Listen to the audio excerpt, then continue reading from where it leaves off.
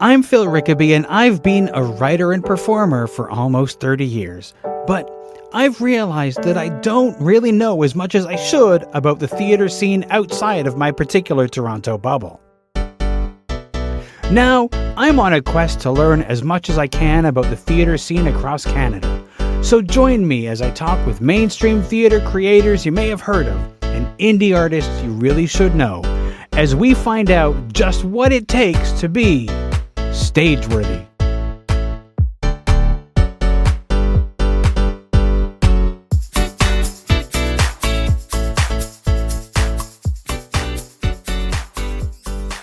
If you value the work that I do on Stageworthy, please consider leaving a donation either as a one-time thing or on a recurring monthly basis. Stageworthy is created entirely by me, and I give it to you free of charge with no advertising or other sponsored messages. Your continuing support helps me to cover the cost of producing and distributing the show. Just 4 people donating $5 a month would help me cover the cost of podcast hosting alone. Help me continue to bring you this podcast. You can find a link to donate in the show notes, which you can find in your podcast app or at the website at stageworthy.ca. Now, on to the show.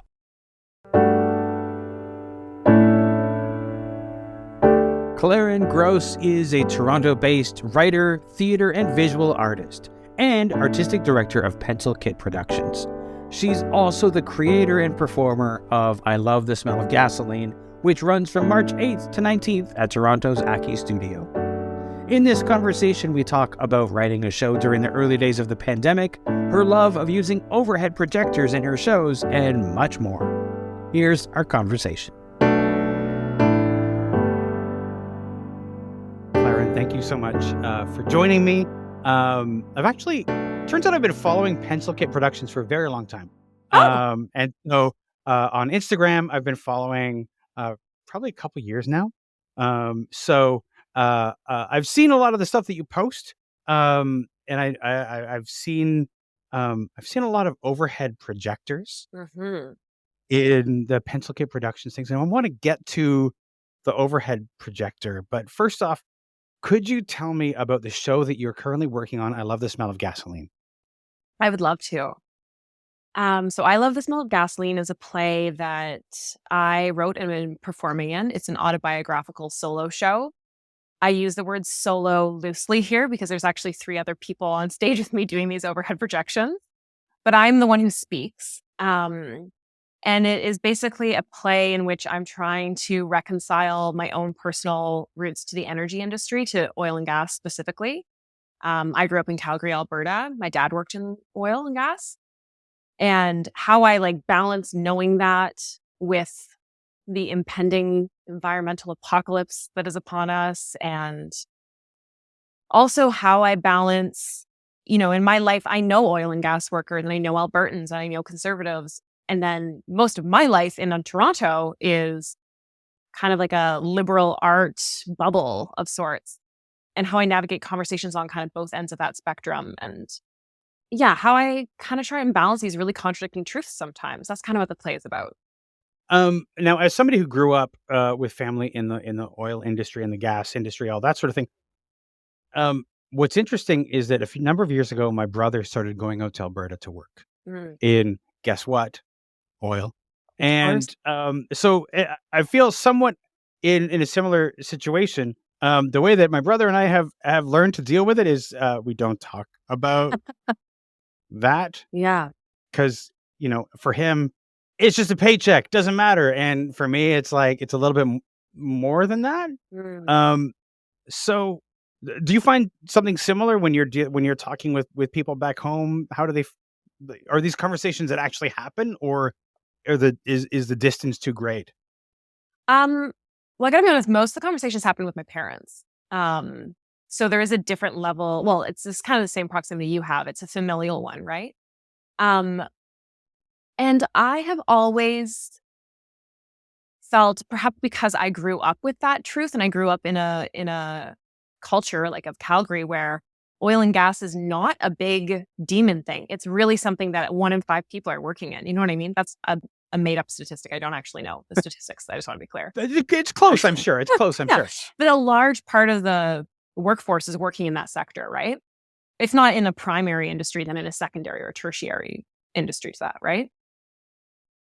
So for me, it is just like part of the fabric of life. And I don't see working in the producing end of oil and gas as any different than living in the consumption end of oil and gas, which we all live in, right? Like we all are heating our homes and driving cars and consuming those resources.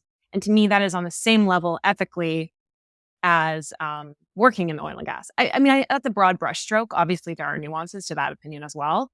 But especially like if we're not talking about like, the people who are making millions of dollars a year off of destroying the universe and coming up with conspiracies to like make sure we don't invest. You know what I mean? Obviously, there's gradients here than people who work on the rigs. You know what I mean? Of course.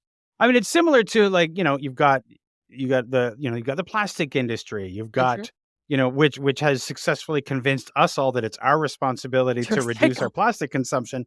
Also, I mean, you could go into as far as like the ethics of my iPhone, all of this sort of stuff. Exactly. It's like their whole life is saturated with that. Exactly. And I think that, you have the people who produce it and it makes them a living, and then the rest of us just sort of mindlessly consume it. Exactly. And it's so uncomfortable to think about. So, but you've had to think about it because of the familial connection.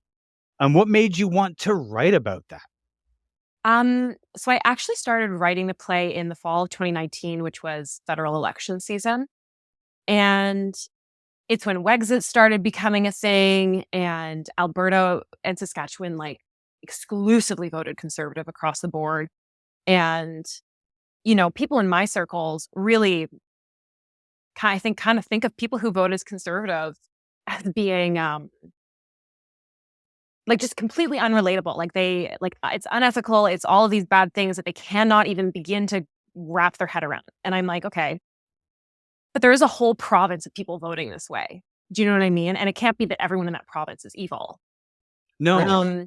So I felt this tension between the narratives that I was hearing coming out of Alberta and the narratives I was hearing from my friends, and just like the inability for those narratives to meet. And they didn't even have an opportunity to meet, right? Or to have conversations across that. So I wanted to create a piece of art that did bridge these things, right? I see art that just argues for environmental progress, and, we see a lot of eco-activism art.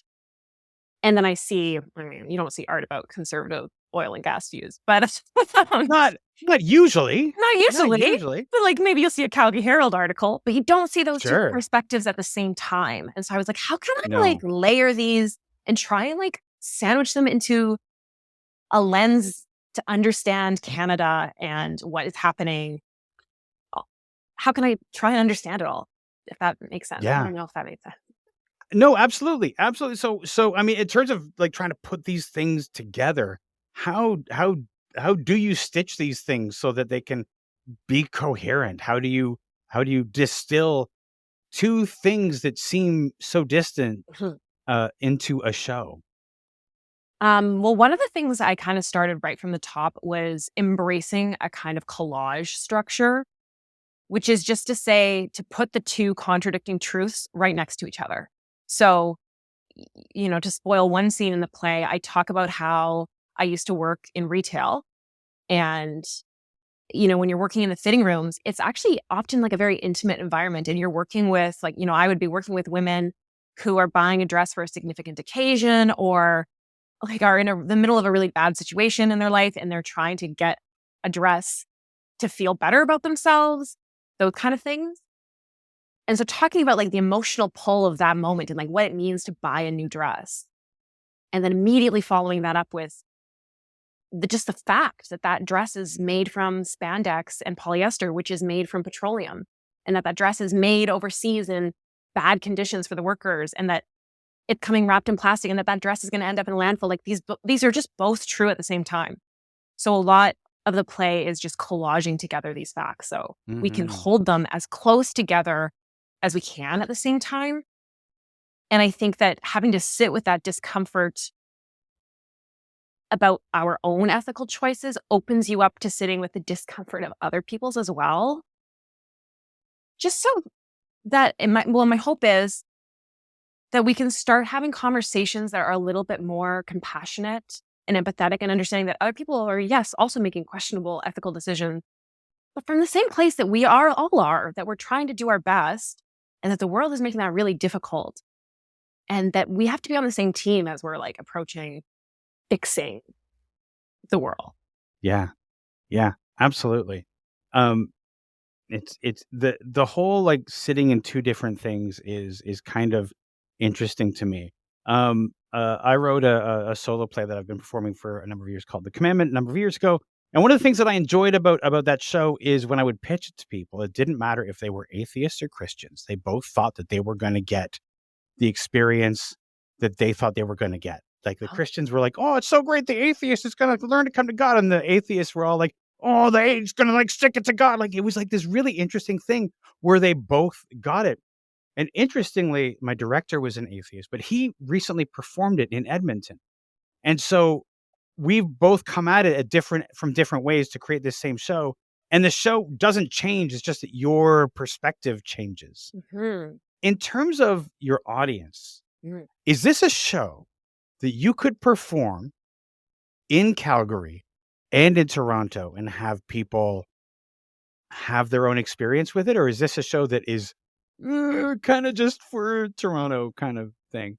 That's a great question. I am actually trying to take it to Calgary. So, grand scheme, yes, I think it's a show that could be performed in both, and that I've tried to write about both cities in a way that will make them both feel honored.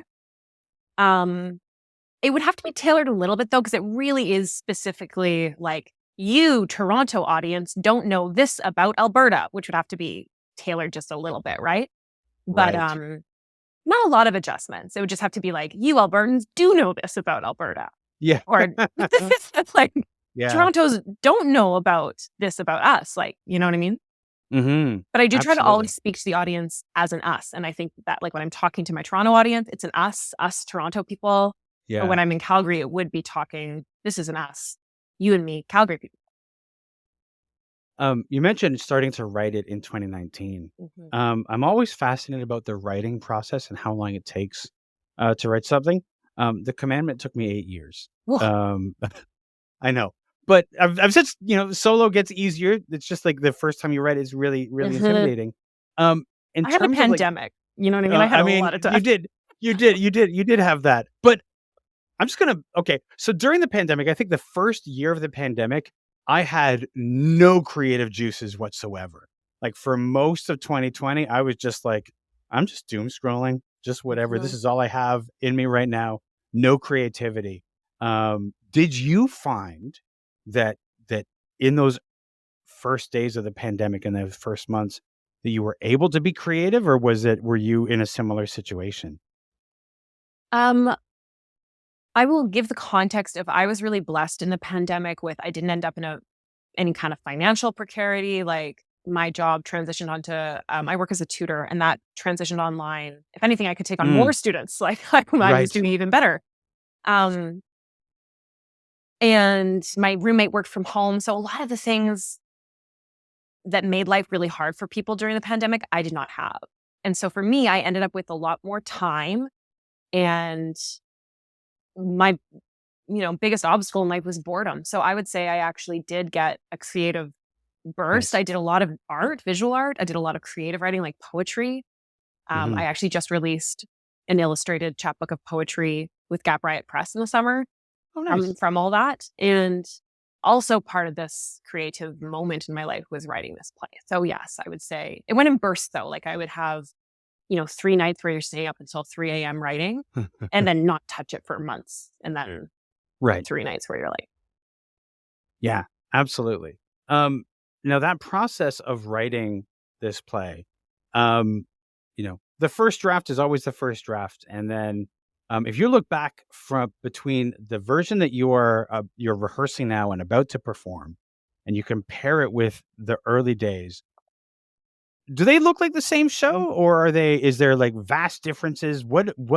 How has the play changed? that's a good question. And it's funny because I was truly yesterday looking at the first draft for the first time in years. And There are definitely still a lot of sections in it that made it into the play. I wouldn't say it's a completely different beast, but it was longer. So for example, the play right now is like, it's 28 pages, like on a normal printer page. Plus it has like a column of stage direction. So it's quite a short play. It's like 65 minutes. The original draft is 50 pages. Ooh. With no column for stage direction. So it's much longer, much more rambly. And I know that the way I just approached it is I would just kind of journal about all these different things and just figure out, the idea was I'll figure out later how and if any of these things fit together. For now, I'm just going to write out these chunks, like generate some material that I can then collage together with kind of the strategy. So I would say it was a much more verbose version of what I am now working with. The way that you describe that, I'm curious about your theater school experience. If you did go to theater school, where did you go? I went to TMU. Okay. And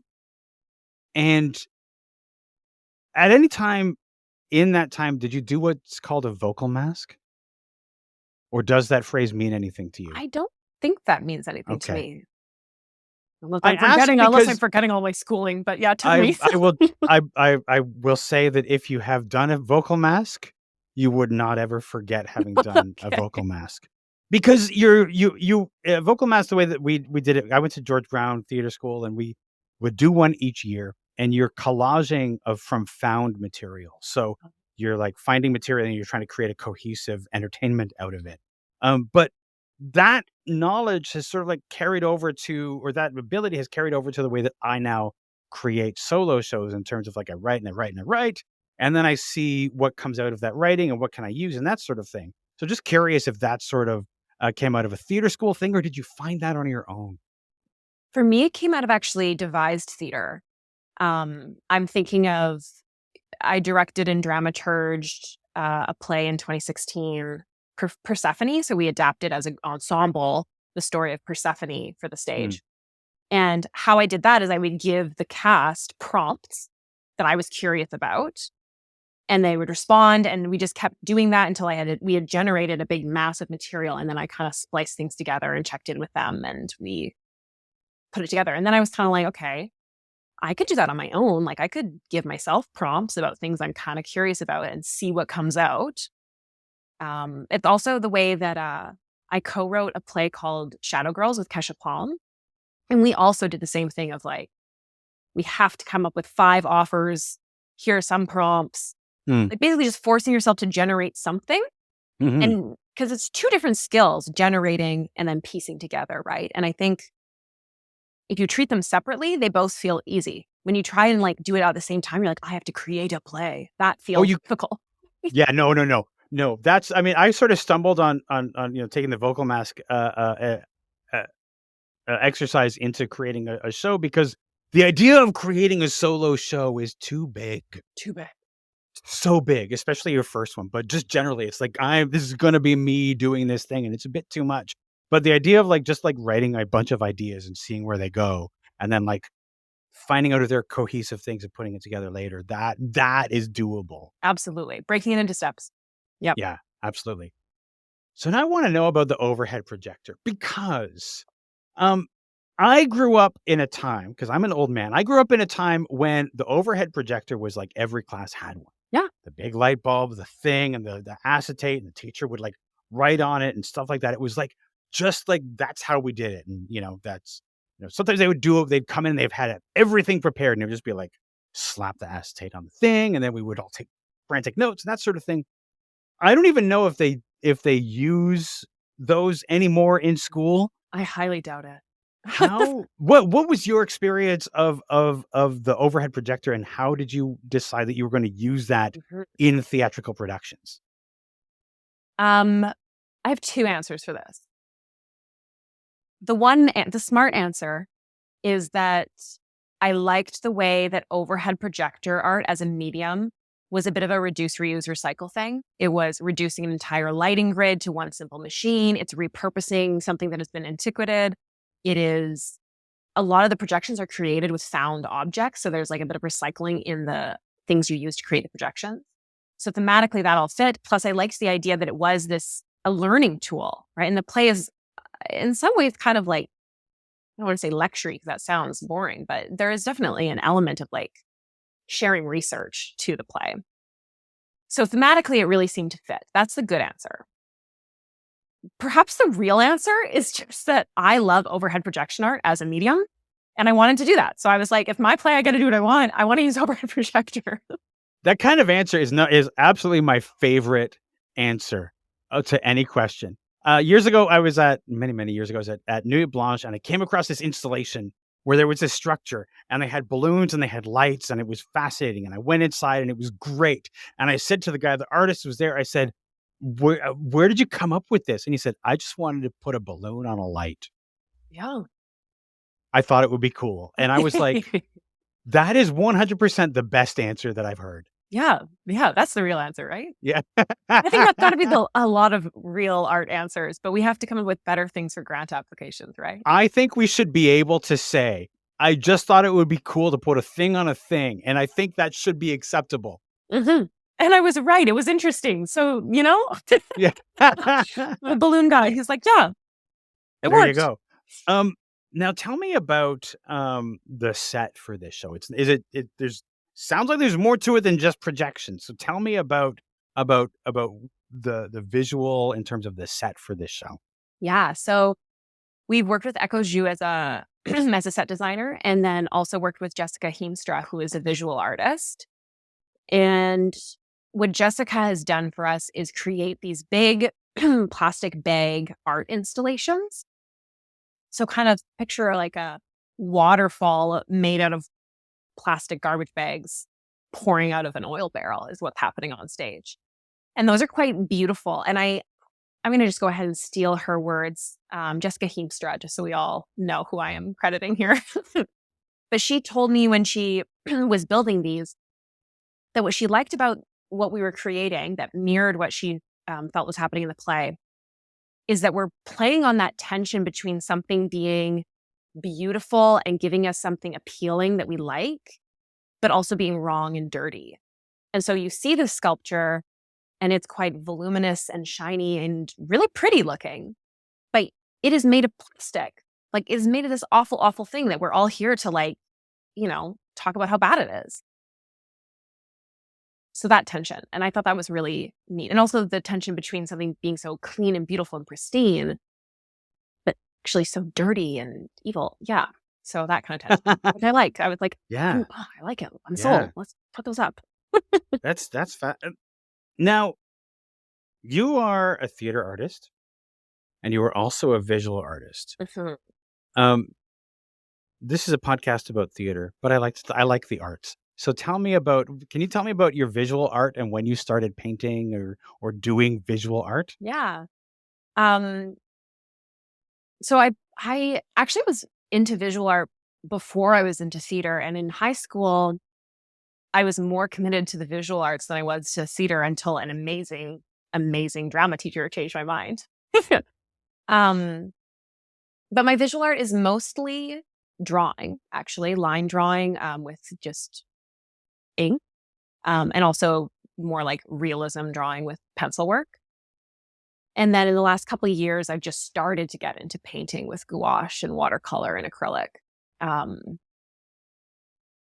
I really like it. One of the things I like about my visual art practice is I didn't end up pursuing it professionally. I continued to pursue it out of just like a desire to create art, which means I think I have there's no pressure in there. If I don't create visual art for a year, literally no one's going to care. And when I do create it, it's always motivated, like truly from an emotional place. In the way as a theater artist, I often am creating because there's a sense that I need to, like you need to prove something, or like if you don't create something, you're going to fall off the treadmill of relevancy, or that it's my job. Like I have to do something, I have to make something. And I don't feel that way with art. So with visual art. So yeah, they're complementary that way. Yeah. I want to drill down on that thing you just said about the way that there's the pressure to create, to make sure that you're doing something. And I think that's something that we all have felt and we all feel like if I'm not doing this thing, then am I an artist? And then the pandemic happened, and a lot of people were like, oh, like, what does this mean? Who am I? All this sort of stuff. Yeah. And some people hit the ground running and creating, and other people took longer. Did you experience on the theater realm a sort of like taking a downtime, taking a breath in the past 3.5 years? And how did that feel? Because it's something that we don't tend to do in theater very often. Yeah, well, actually, to be honest, my work as a theater artist, especially because I work mostly as a director, actually, means that I go long swaths of time without gigs. And that's not uncommon to me. And I was actually in the middle of a long swath of not working on a project when the pandemic hit. And in a weird way, this is going to sound terrible, but in a weird way, everyone was stopped from doing theater. And I was no longer just like taking a break. Everyone was taking a break. And so it made me feel less of that pressure. And I got to relax. And then that coupled with the fact that I started writing this play, and I also started working with a number of other playwrights to get their work off the ground. So I actually, in the last couple of years, had a big resurgence and crossed off a lot of career milestones in my life. So for me, the pandemic kind of had that opposite effect. But I do want to stress, especially if, it's theater people who are listening to this, I do not have back-to-back work. Like, I think there is a conception that everyone is getting a ton of work all the time. Oh yeah, we love to portray that. Yeah. We'd love to portray that. Like, oh, I'm what are just you so working busy on all the time. Yeah. Oh yeah.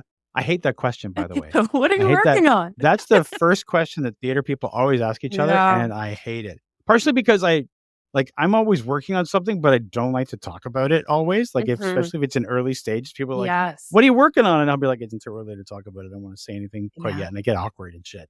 But it's like, it's like the worst question. Exactly. The question I've switched to is, what's got you excited these days? See, that's a much better question. Yeah. And it could be work. Someone will, if they want to talk about their work, then they can use that as an excuse. But it might also be like, I'm just learning how to bake bread. I'm like, good for you. I mean, hey, yeah, absolutely. Now, the name of your theater company, the theater company you're the artistic director of, is Pencil Kit Productions. Now, where does that name come from? Does it come out of your visual art, or tell me about that? I got to be honest with you. That name comes from when I signed up for the Fringe lottery in 2015, and you have to put down a company name. And I looked around my house and said, what is nearby that I could name a company after? And I saw Pencil Kit, and I was like, Pencil Kit Productions, yeah, a bit of an alliteration thing going on. I'll go with that. And then the desperation of Fringe application forms has been the birth of so many theater company names. And every time I hear it, it's like, you think, well, there's going to be some real deep answer to it. It's just like, I needed a name for Fringe, and this is what we ended up with. Yeah, good on Fringe for just pushing us all to quickly come up with names. Exactly. But I feel good that the name did work, and we had a nice logo designed at that time, and it all worked. I'm glad that it worked out. Nice. Now you alluded to a bit of your theater journey, but I want to talk a bit more about your theater origin story, because you mentioned that you were going to go into the visual arts until a theater teacher changed your mind. Now, at that point, before that, did you have any kind of experience of theater, or was that your first experience of theater? And how did it go? How did one teacher change your focus from art to, I'm going to do theater with my life? So I had theater. I've been in I was in Calgary Young People's Theater plays, the community theater for kids growing up. I did a lot of theater outside of school, but it was always an outside of school thing. And then when I was picking my courses for high school, I felt like I had to kind of pick, because I'm also really big on math and sciences. I knew I was going to take at least 2 sciences, all the math courses, big on the academics. So it really came down to, I could only pick one art that I was going to do. And I remember thinking at the time, it's easy for me to do theater with this community theater that I do theater with, and at school, it makes more sense for me to focus on visual art. So that was kind of the starter to it. And then I ended up auditioning for the school play and getting a role, which I remember really shocked me at the time because I wasn't part of like the drama kid community, and it was like a 5-person show. So I really did not think I was going to get into it. Kind of a shot in the dark. And I did. And it was an incredible experience. This drama teacher, her name is Caitlin Galashin Lowe, and she works at Western Canada High School. And she's a brilliant director. And like enough so that her kids just did a devised theater piece that went to High Performance Rodeo. So very neat work that she's doing with kids. And that was incredible. So after that show, I was like, oh my God, like, I think I need to get into drama class. Like, I want to be with these people. I want to keep working with you. And so she let me skip grade 10 and go straight into 11 and 12 in grade 12. Like I did grade 11 and 12 theater back to back in the last year of high school. And in that same year, my parents were probably like, what just happened? So I was committed to the visual arts, but I was also committed to math. So I thought I would do something like architecture because that would unify the math side of my brain and the visual arts. So my parents are all like geared up for years. They're like, yeah, she's going to do architecture. It's going to be great. What a great job. And then I'm like, actually, I think I'm going to be a theater artist. But yeah, the decision was made, frankly, by my drama teacher. She pulled aside like a handful of us one day in grade 12 and was like, okay, we need to start preparing your auditions for university. And I was like, what? That like a thing that people go to university? What? Like, I didn't even think that was a thing. I remember looking around at the other people being like, did I miss a conversation? Like, why am I in this conversation? But she just talked about it as if it was like a real thing that could actually happen. And I was like, well, if it is a real thing that can actually happen, then sign me up. I want to do that. Was that like your first inclination or first inkling of the idea that this is something that you could do? Like that this could be like a profession? Yeah. Yeah. Like it really didn't occur to me that that was like a professional thing that like real people did. I mean, I went to plays. I don't know what I was thinking, but it felt so far away. Like those are stars on stage. That's not like a real thing, you know? Yeah. And then, so you went to TMU, and was that's what brought you to Toronto? Yes. And you stayed. I stayed. My mother hates that, but yeah, I stayed. Which was a more difficult conversation? Oh, telling your mother you were going into theater, or that you were going to stay in Toronto? Probably that I was going to stay in Toronto, but she got like, it'd be like, oh, I'm coming home for summer each year. And then I come home for summer a little bit less. And then I get a job and then I'm just going to stay put. So it was like a slow dying of the dream that I would return. Oh, you kind of eased into it. Yeah. But I got to say the dream is not dead. Like every time I talk to her on the phone, she's like, you can still move back to Calgary. I mean, I could probably afford some property at some point in the future if I move back to Calgary. That'll never happen in Toronto. No. And that is why Alberta advertises on the Toronto subway telling Torontonians to go to Alberta. And I do look at those sometimes and I'm like, yeah. Yeah, absolutely. Now, math. I will be upfront about my math experience. I was diagnosed with dyscalculia very, very young. So math is not a thing that my brain goes to. Was math always a thing for you? Was it always like a thing? I'm good at this. Yeah, I was always like good at it when I was a kid. And then in high school, I was doing like advanced math courses and I like completing calculus early while I was in grade 11. And that was fun. I liked it. But I sometimes do wish that I'd had a teacher that had done the same thing that my drama teacher had done for me when I was in high school for math. Because again, it just didn't occur to me that math was something that could be fun and interesting. Like I was good at it, but it wasn't a cool, interesting thing to be good at. So I just didn't pay it much attention. And so you were just naturally good at the math and nobody was ever like, we can nurture this. No one really pushed me in any. My parents really just like let me do whatever the heck I wanted. Which was lots of stuff. I mean, I did all the advanced math courses, but no one was ever like, yeah, you should really, you know what I mean? But then I became a math tutor. And once I started teaching math on my own, there's no, the burden of it is gone because now I'm like kind of just doing it for fun for my own thing to teach other people. I was like, oh, this is so much funner. Like when I get to teach calculus now, I'm like, really enjoy it. Those are my favorite sessions. And I'm like, I Do you could be find learning do you so much find more. do you find interesting ways to help people understand the math? Are you working with people who are like having trouble with math, and you find different ways to help them understand what the numbers are doing? Yeah, I do. Yes. And I work with kids. The youngest kids I work with have been in grade 5. And then the oldest ones I work with are in grade 12. Um, and varying ranges, right? There's like kids who are working in calculus, and then there's kids who are just trying to figure out their times tables. Um, so yeah, and each kid needs math explained in a slightly different way. So it is also Hmm. kind of a creative endeavor to try and teach different people math in a way that will work with their Yeah. brain. But also like it has to come from my brain, so it has to be how I understand math, Right. but painted in a way that they will understand it. You have to find some kind of translation tool Yeah, between your yeah, brain and exactly, theirs. Yeah. exactly. It's a lot like directing, actually. Right? It's something in your brain, then you need Yes. it in their Yes. brain. How are you gonna Yes. yeah. Right. Interesting. Interesting. The worlds do collide. Um, Now, this show that you started writing in 2019, and you're basically about to perform it. Uh, as we record this, you're going to start performing this next week. Yeah. Not to stress you out or anything, No, it's but stressful at all.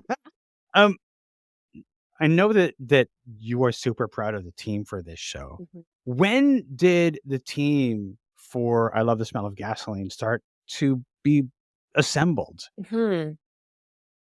The team that we have right now was assembled for the fall we did a workshop performance at, the Root Test Festival in the fall. But the project has been developed by a lot of different hands. So I want to give a shout out to Luna Linares and Emily Jung and Jay Northcott, who have also worked on the project in the past as projectionists through different workshops. Um, but the team we have now came together in the fall. And so that's all the designers and the projectionists that are currently working on the show, the stage manager, et cetera. That's when it really came together. And how how did you go about finding the right people to fill these roles? What does that process look like to find people to be like, "Hey, we're doing this weird projection thing. Oh, Who are the right people to assemble into the mhm. the Avengers for this show?" I gotta tell you, it's really difficult, actually. It's really difficult. Like, down to, like, how do you even put out a call? Like, who are you trying to target? There are no projection artists out there, like or overhead projection artists out there. Um, so how did we do that? Well, one of our I'm just gonna tell you case by case what it was. Elise, who is one of our projection artists, Elise Waugh, she worked on Shadow Girls, which is the play that I referenced that I co-created with Kesha Pom, and that was also an overhead projection play. And so she'd worked on that, and she is gifted at this stuff. Like, if there was an overhead projection artist title, she would, just she does a great job. So she was, and she actually doesn't even work in theater as much anymore. She works as a doula and a yoga instructor, and has her own like business that she's running. And I just called her up, and I was like, "Listen, I need you to come back to theater. I need you to do this for me." And she was like, "Yeah, you know what? Absolutely. Like, I'll go through that open door." So that's how I got her on the project. Um, Jessie is a projection artist who works as a puppeteer often. So I targeted them because I was like, okay, someone who works in puppeteering is going to be good with their hands, good with visuals. They've done shadow puppets. That feels like it's got lots of transferable skills, and it did. They're also great at it. And then Steph, our last projectionist, was one of the directors, the co-director, Will, one of his colleagues that he'd worked with before. And I honestly had just been like, hey, we need a third projection artist. Do you know anyone who would have this niche set of skills, including being good with their hands, visually oriented, a sense of rhythm? Uh, Anyone? And he was just like, okay, well, there's this one girl that I think would be really, really great to work with. Like, she's never done it before, but I just have a feeling she'll be good at it. And she was. So we lucked out. But in the past, when I put out calls, I don't know. I just say everything I just said about you have to be good with rhythm, good with your hand. It's so niche. I don't know. Really niche skill set. But fascinating. Isn't I mean, it's not something you see every day. So like I can I can only think of one other show that used overhead projection. Um that I saw many years ago. But it's the only show that I've seen that has used the overhead projector. And it wasn't like I would say the slides were utility slides and not like artistic slides for that show. So it's not something that you often see. So it's interesting to hear you describing like how do you describe what this is for people who are going to do it? You are Yeah. creating a new role. Yeah. I actually, I often describe it as like choreography. I'm like, it is an hour and it's 65 minutes of you doing choreography with your hands. Mm-hmm. Because it's also not just transparencies. We do print out a lot of transparencies, like those acetates you were talking about. Mm-hmm. But we also like put a dish full of water on the projector, and we also, layer on.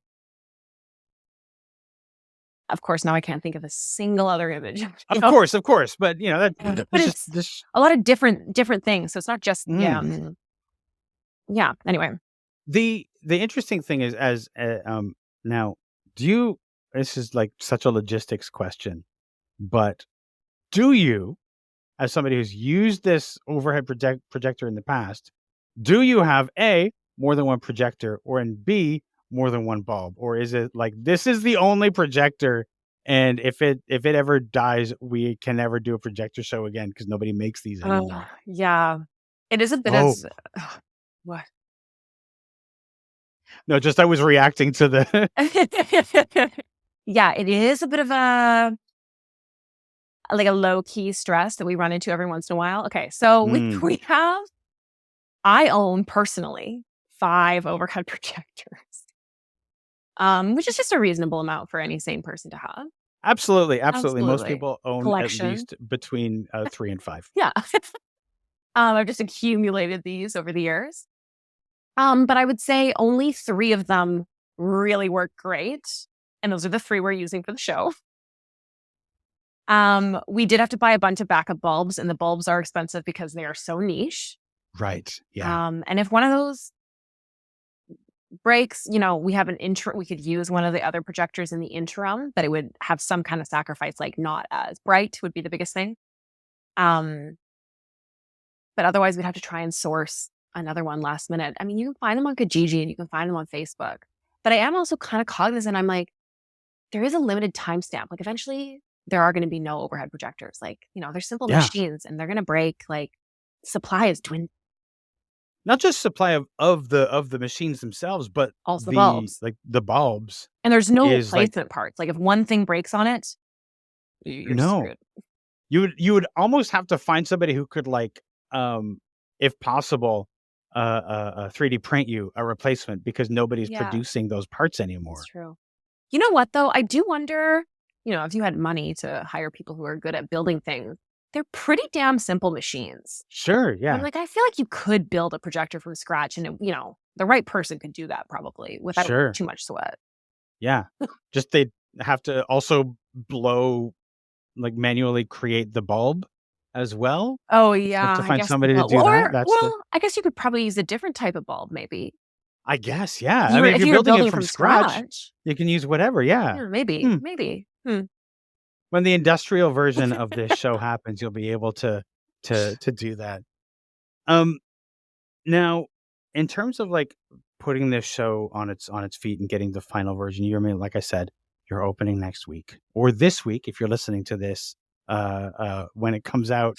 In terms of putting it together, you've got your team. What goes into the process of the behind the scenes, getting it on the stage and working with all of that? How does that come together? It's really, really collaborative. So I'm co-directing the piece with William Dow, who is a really brilliant emerging director. And all the projections are, I would say, collaboratively developed. Some of them have been developed in the room with the projection artists that are present. Some of them were developed in workshops with the previous projectionists that I mentioned. Some of them were just concocted in my brain as I was writing. But we always get into the room and everybody, including the stage manager, I'm really, who has actually also, Taylor Young has also worked as one of the projectionists before. everyone gets to say in what the projections are going to look like. So that's really collaborative. And it was a bit of a weird process, especially for me, because I'm like the playwright and the performer, and then also like designing these projections and co-directing. And in the fall, what it looked like, we had to prioritize because staging the projections takes a lot of time. So we kind of built the show around the projections, and then I had to act within them with kind of the process, which is different than, a typical structure where you build a show around actors and then you add design on top of that. Mm-mm. It was the opposite. We built the container for the show and then inserted me as the performer. But I could definitely see the need for that, as far as like Yeah. if you've got all this choreography going on to get the projections working. That's sort of the machine of the show that has to work, and you can, as the performer, can be somewhere within that. It would be almost impossible to work the other way around. Absolutely. Yeah. So it's a bit of a Yeah. strange Go ahead. process, but yeah. Oh yeah, absolutely, absolutely.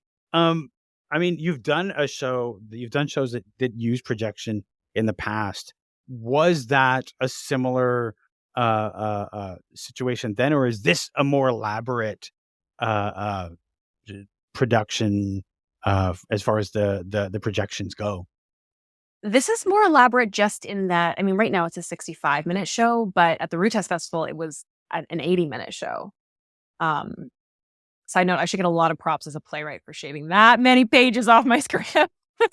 That's a lot of pages. That's a lot of babies to kill. Yeah, I was like, ooh, my darlings. Anyway, what was I going to say? So yeah, just the scale, like there's just so much more of it. Shadow Girls was a really tight, like, I don't know, under 50 minutes, I think. Short little show, but it was very labor intensive to get 50 minutes of overhead projection work. And for that show, we had 4 projectors coming like in an L-shaped stage. So the 2 projectors on each side going from different directions. It was quite elaborate tech time there. So yeah, this one is bigger just in that it's bigger space, more design components, and a longer script. But technically about the same. Like the images can only get so complex with the overhead projectors. So yeah, does that answer the question? Yeah, absolutely it does. Absolutely it does. So last question for you is, after all of this time working on this show from 2019, going through workshops and doing it at the Rutest Festival and now getting to here, is there something you are most looking forward to discovering from this production? Yes. This production, the big new thing that I'm very excited about is that we have ASL interpretation on 2 of the nights. Ooh. And we just, I'm speaking today. What is it today? It's February 28th. We just started ASL rehearsals today. So the next 3 days are dedicated to ASL. We've got Sage. I actually haven't said their last name out loud. Lovell, who is working as a performer alongside me. And we have Gayatri Prasad and hearing interpreters as well. And it's just been fascinating. Like today was fascinating to see how do we translate from my spoken English into ASL and how do we, it's just really, really fascinating how we block it. And I'm really excited to see how that turns out. Fascinating. My father was a teacher at schools for the deaf through most of my life. So although I never picked up the sign language, I always was fascinated with watching him turn words into signs, because it's not a direct translation. So I always found that fascinating. Yeah, one of the things like I learned today that there are 3 different signs for Calgary. And all of them are interesting. I'm going to describe them because I love them so much. One is a shaking C, and one is like finger guns, which makes sense, like a cowboy Western thing for Calgary, which I love. And then one is gesturing to the elbow, which I thought was great because I introduced Calgary off the top of the show as being at the Moginstis, which is Blackfoot for elbow. It's the place where the Bow River and the Elbow River meet. And so that is such a beautiful interpretation of Calgary for it to be a gesture to the elbow. So I love that. That's fascinating. That's great. Claren, thank you so much for taking the time to talk to me today. I really appreciate it. Thank you. Thank you so much. It's been a pleasure talking to you.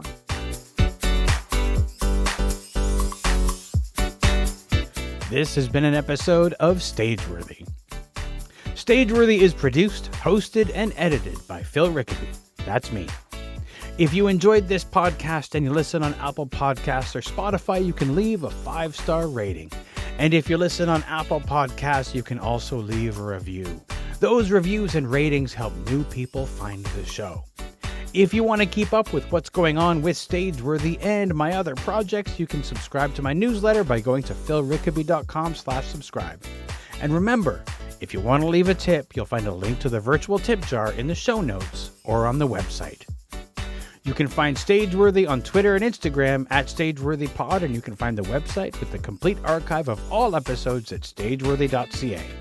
If you want to find me, you can find me on Twitter and Instagram at Phil Rickaby, and as I mentioned, my website is philrickaby.com. See you next week for another episode of Stageworthy.